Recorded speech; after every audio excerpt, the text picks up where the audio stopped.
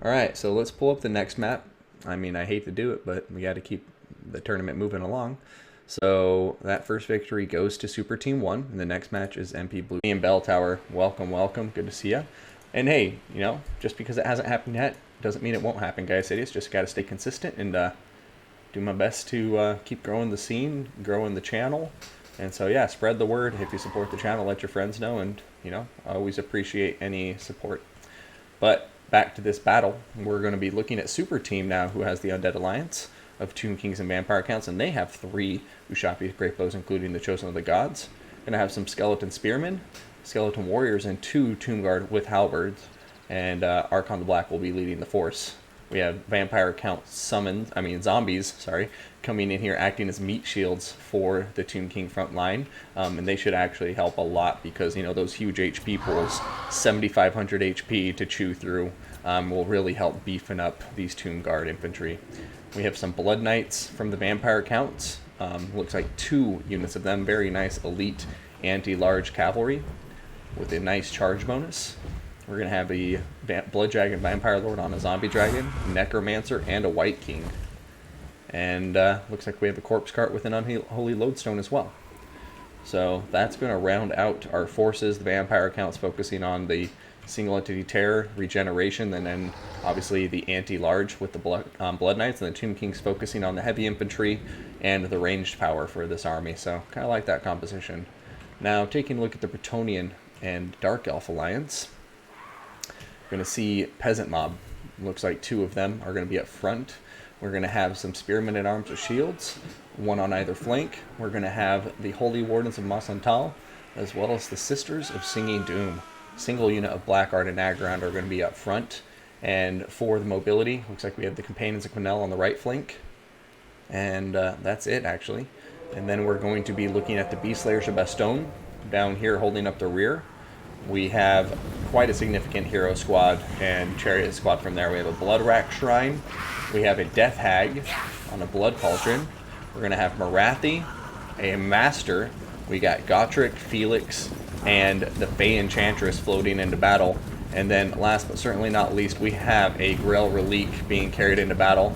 This Dead Knight being carried around on a wooden horse cracks me the hell up every damn time I look at it. Do the allies get things like leadership buffs from the other army? Like, does the Grell buff the elves here? Yes, it absolutely does. So, for instance, if you partner with a greenskin, the Wa impacts your partner's army as well. And this isn't the last matchup of the... Oh, yeah, so this is the finals for yesterday's tournament because we ran out of time. So this is the best of 5 final for the 2v2s. Winner wins the $100 prize. So, yeah, this is the final one for the 2v2 tournament. And depending on the timing of things, we may be able to cast the final of the last Lord Standing tournament. Yeah, Wa plus Horn of the Wild Hunt would be insanity. Alright. Ushapi Great Bow is going to be firing away. Dishing out some nice damage, and it looks like they're targeting the Blackguard and Agarand. Doing a lot of work.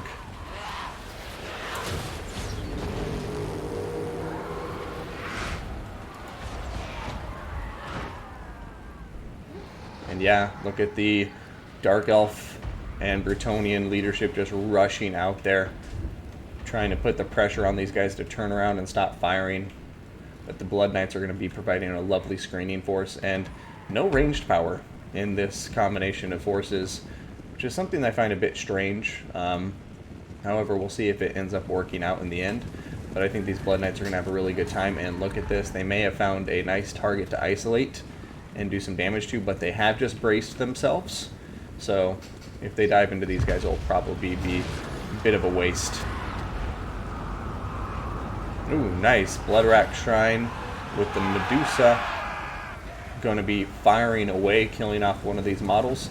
The Medusa's missile attack is actually quite significant. Looks like they just got out of range because she's not firing anymore. And so far, you know, the Bretonnia is doing okay, but, I mean, I have to say, Han's alliance here is taking a ton of damage so far. Companions of Quenelle are now going to get countercharged by Blood Knights. They're going to turn away in just the nick of time, but then they're going to get pinned in place by the Blood Dragon Vampire Lord. Fey Enchantress and Gotrek are in here, but I think the Companions of Quenelle are about to die off. And, however, seeing a ton of damage going down on the Blood Knights as well here. Spearmen coming into support, and there goes a Spirit Leech on top of the Companions of Quenelle, and I think that Spirit Leech may be enough to take care of him for good, as it looks like there's just a Shield of Thorns on top of him, and that thing is killing models so quickly. Companions of Quenelle down to 11 models right now.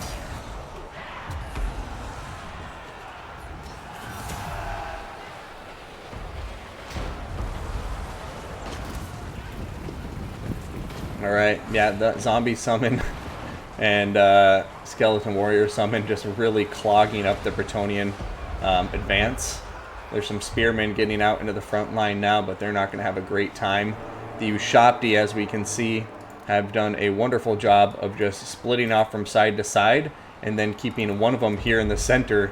So right now they're firing into this formation of Dark Elves and Bretonnians from all three angles. Now that is just a deadly crossfire, and it looks like everything is just dying in here, and there goes a Purple Sun, and that Purple Sun is just raking in a lot of value on the initial cast there, killing off a lot of the Holy Wardens. Some Witch Elves, unfortunately, is now off towards the middle of nowhere, not going to do too much damage in the tail end, but yeah, right now this is looking really, really bad for Bretonnia and the Dark Elves, so they need to get something going quickly here. But you can see not even all of the undead infantry units are engaged right now, so they actually have a healthy reserve.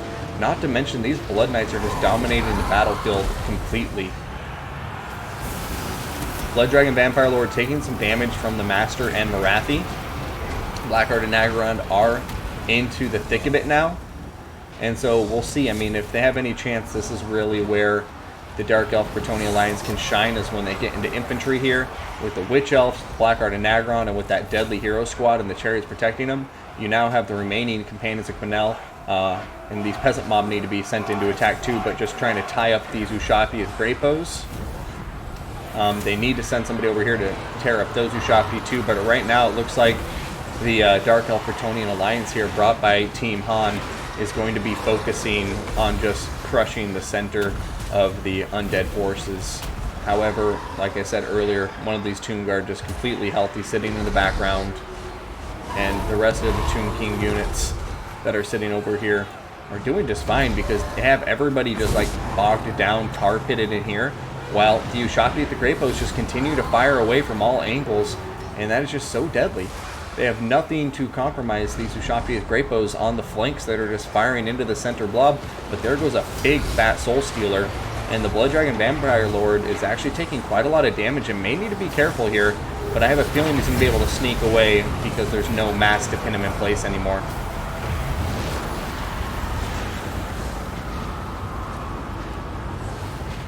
Alright, looks like there's a White King in the thick of it now, but Gotrek is nearby, Morathi too, and that guy's probably going to go down in a hurry. The Bloodrack Shrine has a regrowth cast down on top of it, which is keeping it in the fight somewhat. It's starting to rampage though, and I don't know if that regrowth is really going to be enough to tip the scale, because there's a Spirit Leech countering it, and then on top of that, obviously, it's just getting shot by withering Great Bow fire from the Ushapti.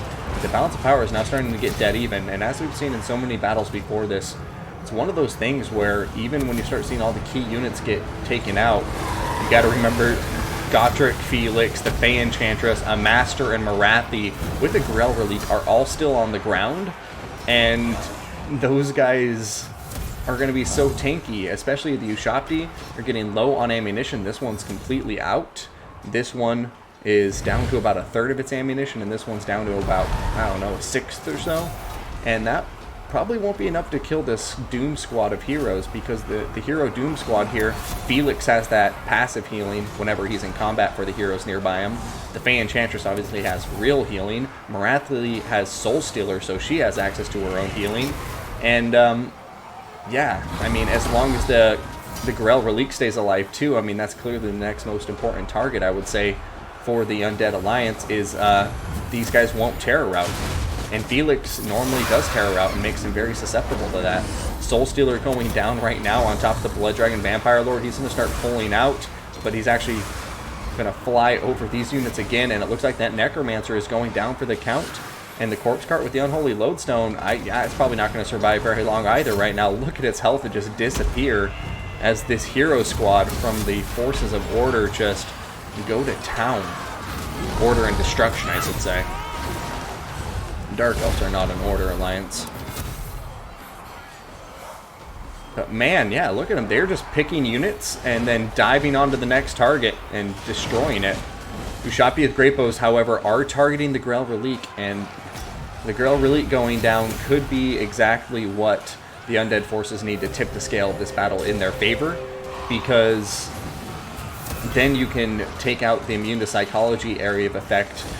And I'm trying to think, the Master, I think he's immune to psychology. Yeah, Master is immune to psychology, Marathi is immune to psychology, but Felix, he's the linchpin here. He's the one who's going to continue that passive healing so the Fey Enchantress can save her heals for really dire circumstances. And so as long as Felix stays alive, the undead are just getting worse and worse odds. Grell Relique looks like it's about to go down now. It only has 500 HP left. May start routing here. It is wavering.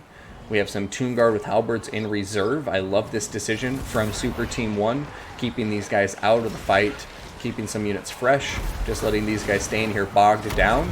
And here comes Helm of Discord being popped, and the Blood Dragon Vampire Lord is going after the Grell Relique, and now he's going after Felix, and a huge, fat hit going down right there. Now, Archon the Black diving into combat, he's got to be careful. Looks like he recognizes that is only going to pull him for a moment and then pull right out again. And there goes the Blood Dragon Vampire Lord once again diving in on top of Felix. And he has Heart Piercing popped on top of him too.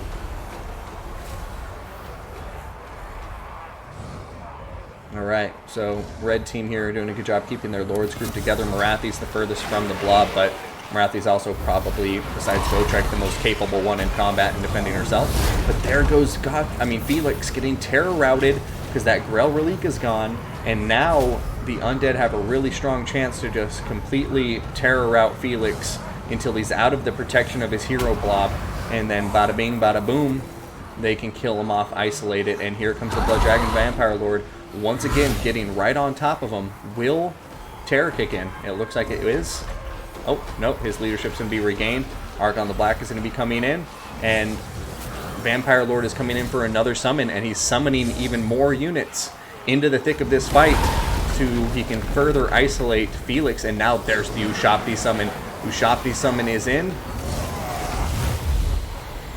And yeah, it just looks like Doom and Darkness getting cast down on top of Felix as well. They're throwing everything into killing Phoenix here. Or Felix, not Phoenix. And I have to say, I agree with the decision, but this is going to be tough. There's just such a deadly hero squad in the core of this team. I'm sorry, in the team of in the build that Team Han has brought to the field of battle here. Just like we've seen it so many times in these 2v2 battles, where it seems like the meta is almost, you bring an army, your opponent gets lulled into a false sense of complacency and success because he's killing your entire army. But then at the end, they just suddenly have this realization like, oh my god, there's 5 full health heroes I need to deal with. And anytime my lord lands, they're in very big danger if they get into the wrong position and allow these lords to surround them. But Felix is now routing, and this might be the end of the road for him. However, the Ushabti summon is wearing out. That should help the balance of power go back towards Team Han a bit. But I think this is the end of the road for Felix. Looks like the hero squad over here is not going to bother trying to save him. They recognize that it's too late, and they don't want to sacrifice a master or anything else to go try and save him.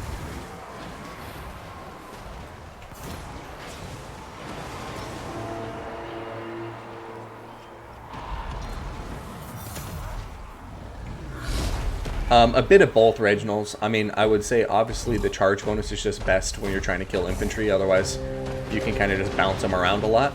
But then second of all, I would think, yeah, if he stays there too long and, he just gets staggered by a hit from Gotrek, that opens up the possibility for multiple hits to come in and stagger him. So you just have to play it really safe.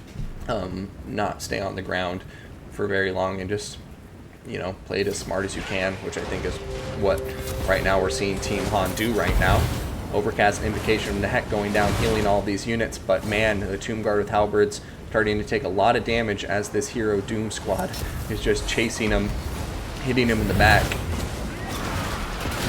And any shot from the Ushabti that miss these heroes are going to be hitting their very elite Tomb Guard with Halberds.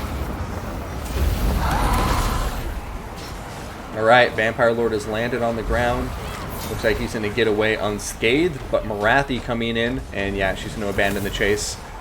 And you see, that's exactly why he's going in and out so much. I mean, I think it's kind of a double benefit, you know, you get the charge bonus, but on the flip end too, you know, you just don't want to get hit by these lords. But Balance of Power is really going against Team Han. Now the Fey Enchantress has been terror routed. A Soul Stealer has just gone down though, and that was actually a big fat Soul Stealer, hitting a ton of the undead forces. But now Morathi is getting singled out by a lot of people, and we'll see how she does. Looks like her and Gotrek are going to focus on the Chosen and the Gods. And the Fey Enchantress is going to be the next target for the Vampire Lord. I love this pick, and man, the Fey Enchantress taking a ton of damage on that initial hit. And without her, you know, I think it's safe to say the battle's over and the undead have won it. Just no more healing. I mean, I guess I can't. Cavalry's not going to be the best against these hero units because most of them are anti-large anyhow. The Master, Morathi, and Gotrek. But I just don't think, yeah, like these guys are just going to get isolated, knocked out of formation, and then killed by the Vampire Lord over time. But he is low on health, so he has to be pretty careful.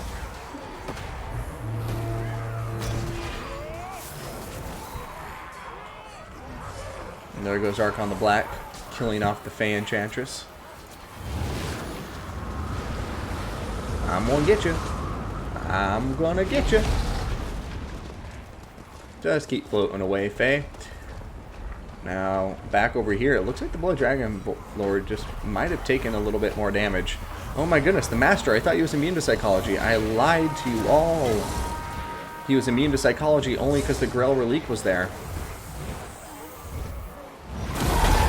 Oh, look at that. The Master getting underneath the charge, going to turn around and get a hit on top of the Dragon Lord, but he's going to get knocked way back. Actually into the safety of Morathi, thankfully. But, yeah, I can't see this going any other way than an undead victory.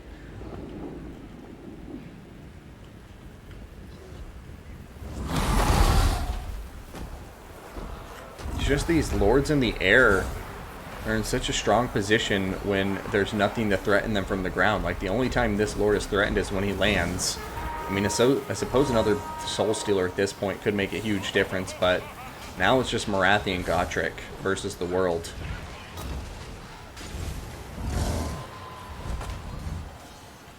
Yes, yeah, exactly. There goes the Beastmaster, or sorry, yeah, the Master getting routed off and more than likely killed.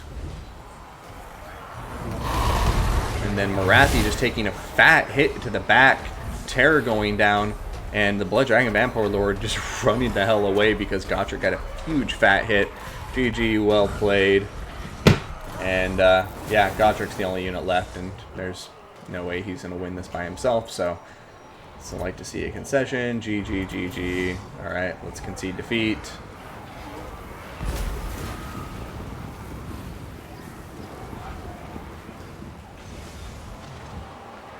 Come on.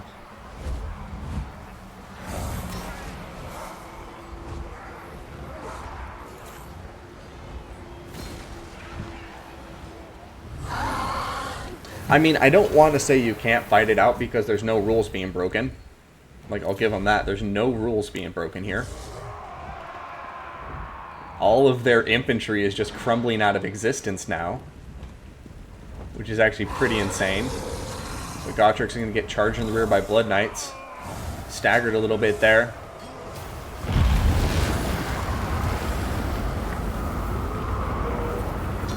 Yeah, he's taking so much damage. No rules are being broken. But there's part of me that doesn't know how futile this is. But then again, he has replenished generation. When he gets low on health, he can regenerate. But it just seems like nothing's going to crumble at this point in the fight. Gotrek fulfilling his Slayer oath. Zombies just come flying out of this pile of undead units.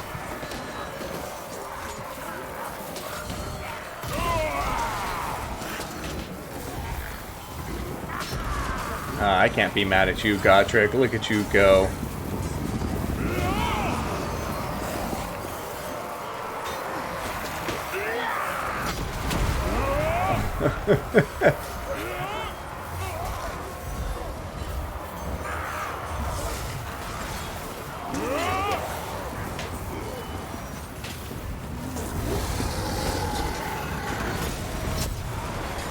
There he goes, getting healed.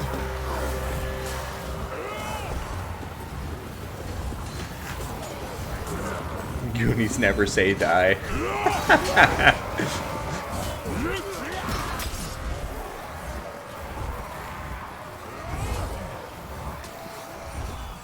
Alright, there he goes. Gotrek is dead. Dead as a doornail.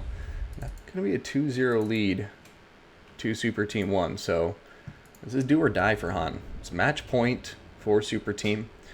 And, you know, they got to be feeling the pressure now. A very nice game to them. A lot of kills on the Bloodrack Shrine. A lot of kills on the leadership squad for sure.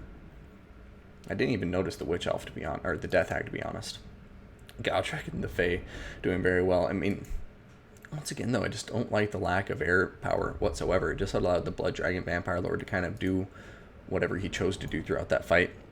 And then no ranged power either, which meant these Ushabti with Great Bows like got so much value. Can you imagine if they had something to try and counter the Ushabti with Great Bows with?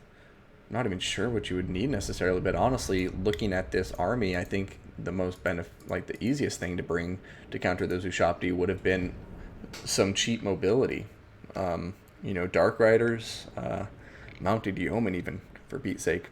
Just something that, because like for instance, the example I think of is like when I play Greenskins versus Tomb Kings, oftentimes I'll just send a Forest Goblin Spider Rider or a Gobbo Wolf Rider after Ushabti. Not because they're going to kill him, but because they're going to tie him down and prevent him from firing. And then it would also force your opponent's cav, like the Blood Knights here, to be protecting the back line rather than cycle charging into your army as it approaches. So if you're not going to have any ranged units, then I definitely think you need more mobility. Because the only mobility here was the Companions of Conel, and with 2 Blood Knights on the field and a Dragon, these guys were completely outclassed from the beginning. They weren't going to be effective anywhere by themselves. They had to stay close to this blob, which meant they were kind of ineffective as mobility, because the whole point of mobility is to operate freely and roam around the battle and choose your engagements. But he had to stay so close to these guys to be supported, otherwise he would have got singled out and killed, and that just played right into the hands of the Ushabti, the Boshapti. Ushabti with great bows, the Boshapti. But anyways, let's stop speaking strangely and come back here and see what happens next.